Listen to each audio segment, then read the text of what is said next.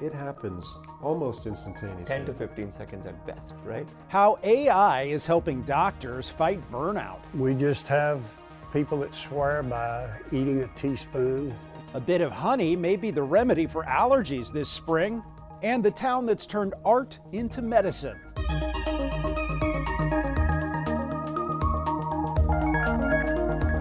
Welcome to Eye on Health, where we focus on stories that affect your physical and mental well-being. I'm Bradley Blackburn. We begin with the dramatic reshaping of the nation's federal health agencies. The Trump administration's plan will downsize the Department of Health and Human Services by about 20,000 jobs, a third of its total workforce.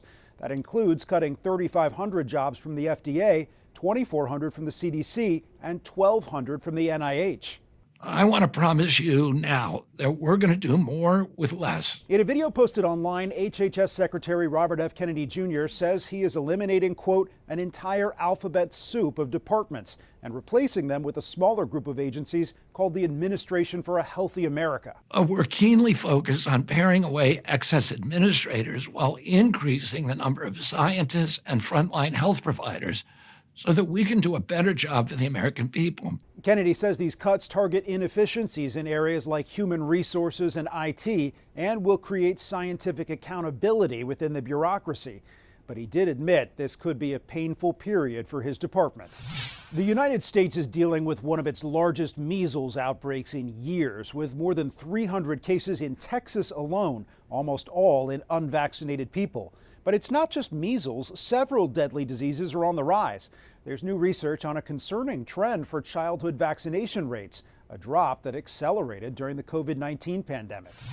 More cases of measles in Texas and New Mexico. Unfortunately, post-pandemic, rates of childhood vaccination have not bounced back. The measles is among the highly contagious diseases that can be prevented with the vaccine. Overall, vaccinations among children declined during the COVID-19 pandemic. Now, new research in pediatrics shows immunization rates for some illnesses still remain lower than pre-pandemic levels. What we saw in this study, about 400,000 or so babies, looking at their vaccination rates by age 5 months, those have declined over the course of the pandemic from about 88% coverage down to 81% coverage by 2023.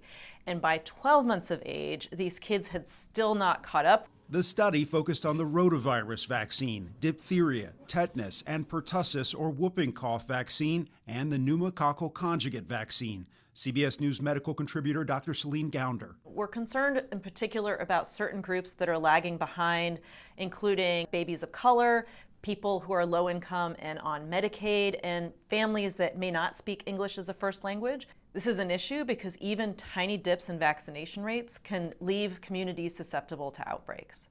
Dr. Gounder reminds for measles, 95% of the community needs to be immune to prevent an outbreak. Even a 1 or 2% drop can lead to widespread cases.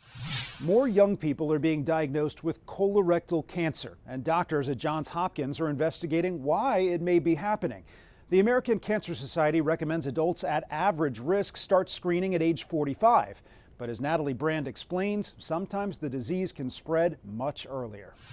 Maggie Sweeney looked like the picture of health and happiness in her early 30s, newly married and traveling for her honeymoon. I was always kind of having to stop and go to the bathroom. I thought it was IBS. Symptoms that had been going on for years, ranging from abdominal pain to blood in her stool.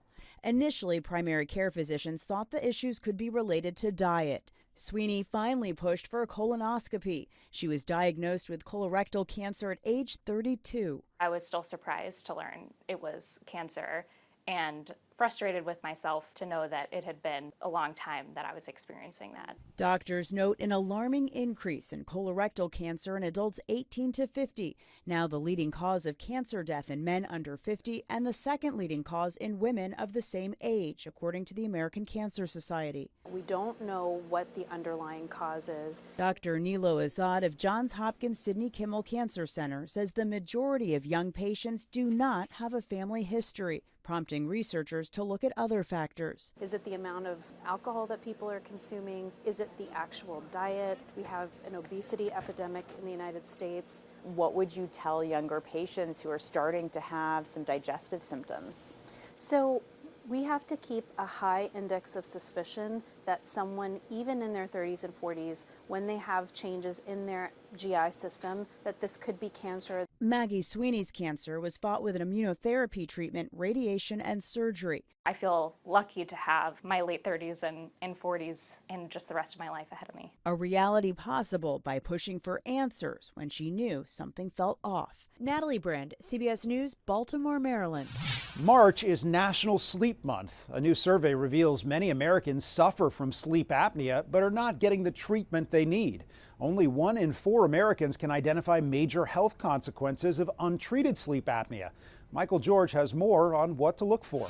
Thomas Dewey has been snoring for 20 years. The 59-year-old tried a dental device and nose strips. A few months ago, his wife told him it was getting worse. My wife starts saying, "You're scaring me. I want to wake you up because you're struggling to breathe." Thomas, who's recently retired and very active, also noticed he was feeling tired. I started feeling a bit tired during the day. I'm a very active guy. I'm rehabbing my house in Florida. I have no reason to feel sleepy during the day. A sleep test reveals he suffers from sleep apnea. New research from the National Sleep Foundation finds while nearly 90% of Americans say it's a serious condition to be treated, nearly 1/3 diagnosed are not currently being treated. You're at increased risk for cardiovascular events, metabolic disorders, cognitive dysfunction, emotional and mental health problems. The report estimates about 30 million Americans suspect they have sleep apnea and have not been diagnosed. And while most of the population knows CPAP is a frontline treatment option, they aren't aware of other options. Things like lifestyle changes, diet, drinking behavior, smoking, exercise, surgical options, implantable medical devices. There are mandibular advancement devices. Thomas is looking forward to when his CPAP machine arrives. Waking up not tired, waking up refreshed, not feeling sleepy during the day. He's glad he listened to his wife so everyone can start sleeping better. Michael George, CBS News. And if you're worried about your sleep quality, you may be one of many Americans who uses apps or wearable devices to track their shut-eye. Susan Elizabeth Littlefield looks into whether more data can actually improve sleep. In V3 in North Minneapolis, fitness lovers are staying on track by day and night. You keep track of your sleep? I do keep track of my sleep cycles. You want to get that full sleep cycle. It's very important. How important is sleep to you? Where I come from, 8 is great. So if I can get 8, I'm in line. That's your motto. Yeah, 8 is great, yeah. And he's got proof. The app that I use is called Sleep Tracker. He's staying on mission. Today, I got 9 hours and 30 minutes worth of sleep. Whether it's the Apple Watch, the Fitbit, the Oura Ring, or apps, 35% of Americans are tracking sleep. That's according to the American Academy of Sleep Medicine, which Fargo-based Dr. Seema Khosla works with. How often do people bring sleep trackers up in your practice? Every day. Every single day. She says even she doesn't know exactly how the apps track sleep, as it's proprietary information, but they're getting more specialized, like Apple's new sleep apnea sensor. Are these sleep trackers accurate? So it's a very, very competitive industry, right? So is Apple the same as Fitbit, the same as Garmin? No. Still, Dr. Khosla says she consistently sees correlations in the device data and her sleep lab data. As for the device users, a survey shows 77% of them say sleep trackers are helpful. Do you think these devices lead to better sleep? I think a lot of it depends on why you used it. So if you used it because you're worried about snoring, and then you do a test and you find out you have sleep apnea and then you get on treatment, then yeah, I think that improves your sleep. The problem, she says, is when users start fixating on daily sleep numbers. So it can make you kind of obsessive. Yeah. At times. Yeah. Which is counterproductive to sleep. It really is. For anyone out there thinking, should I get a sleep tracker? Does it matter? I think if you're worried about your sleep, like for example, if you're snoring and your sleep is not restorative, don't wait for the tracker, go get that evaluated. We always want to bring it back to what you are experiencing. So whether they flag a problem or keep you accountable, she says devices can bring a sense of peace. I hope you sleep really well tonight. All right, you too, yeah. Susan Elizabeth Littlefield, CBS News. Coming up, creating a new aerial vehicle to help first responders and looking into whether vaping really helps people stop cigarettes.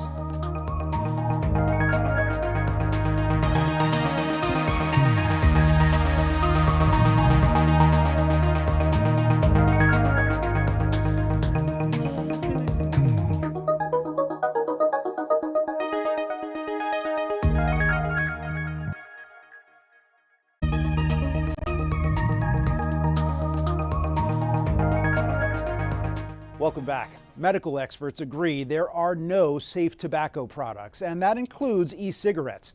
But many people turn to vaping as a way to quit traditional cigarettes. As Dominic Garcia reports, University of California researchers are trying to find out if that actually works.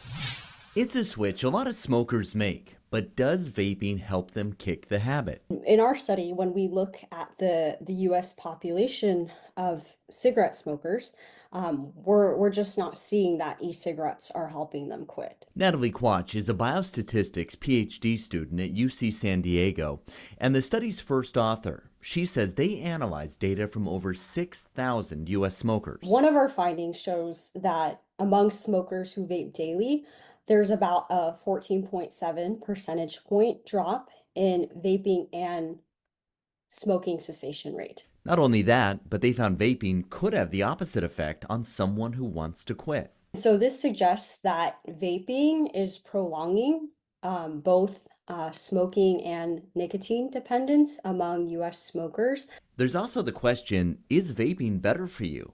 Natalie says we really don't know, but until we do you really want to risk it?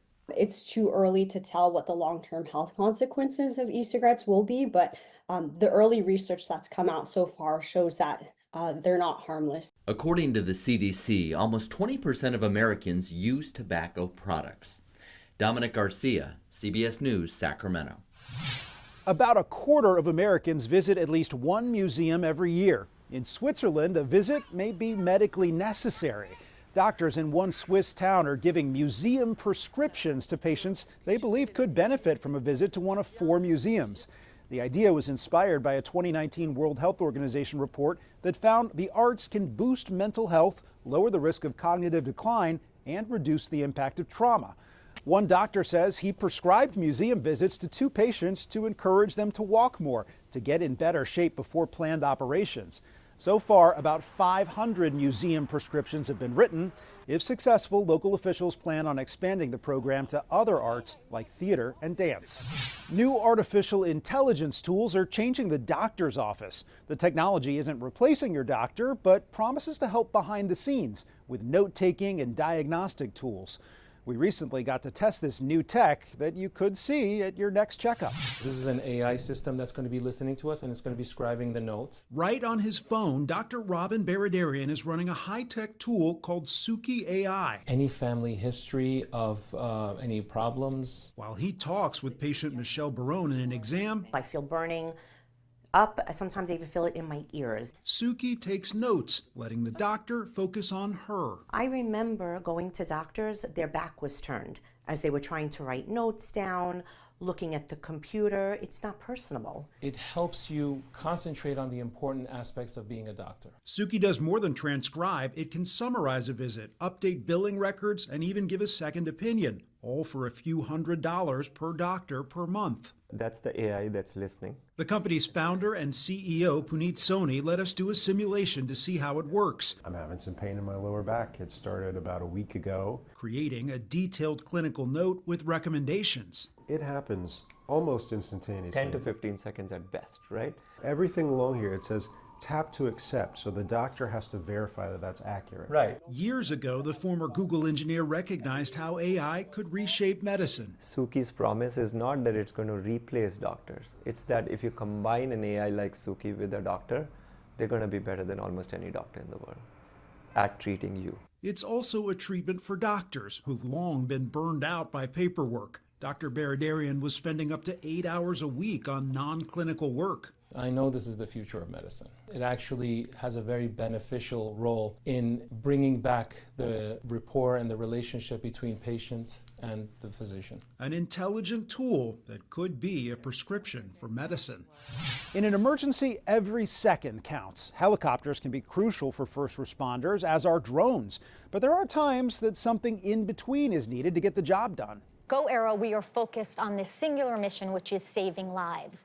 And we are creating all new aircraft. Gwen Leiter is the CEO of Go Aero. The company launched a worldwide competition with a $2 million prize, challenging more than 200 teams in 85 countries to build a compact aircraft that can carry a first responder, evacuate victims, and deliver critical supplies when other options can't. Whether it is a wildfire in New Jersey or North Carolina or Los Angeles, or flooding in Asheville or in Spain, or frankly, everyday medical emergencies where there is a car accident and traffic stops. That last scenario is exactly what inspired Leiter. She was stuck in traffic when her dad started having chest pains. Now she hopes new aircraft could get help to people even faster. After the break, a natural sweetener could be a help this allergy season, and why some states are banning artificial food dyes.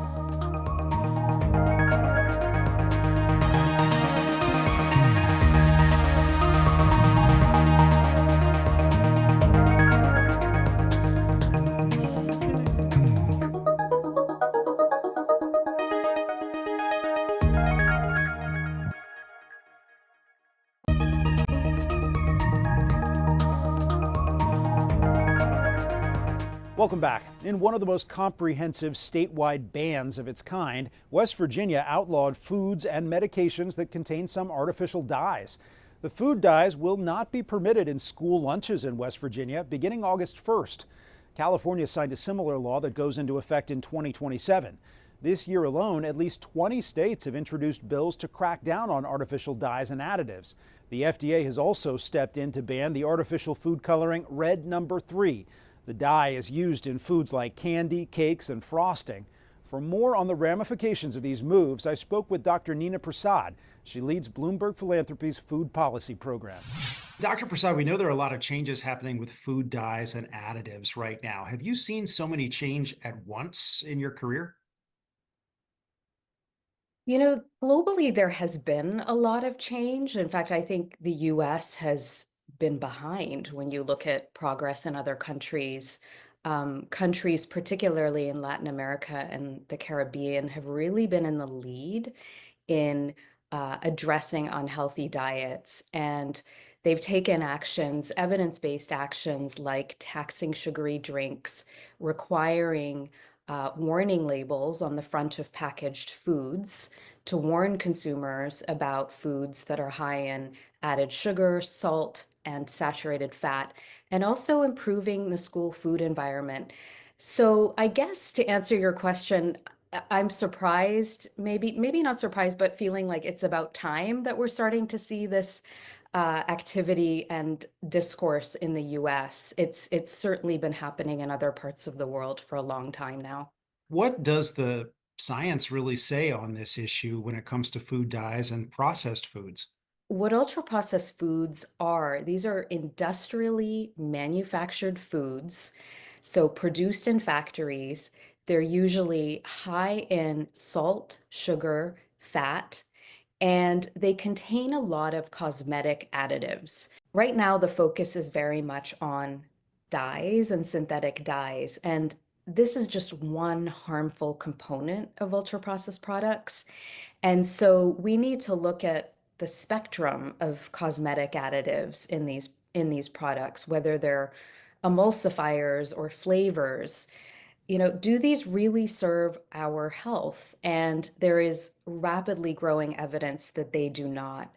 And so I, would encourage policymakers to really look at ultra-processed products as an entire category and think about how do we reduce consumption of these products as a whole? I think going nutrient or ingredient by ingredient is not going to serve us well.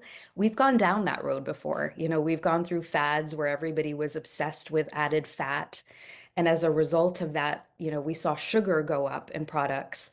And that has now come with its own associated health harms. So if we've learned anything from the last few decades is we've got to look at overall diets and look at these products as a broad category.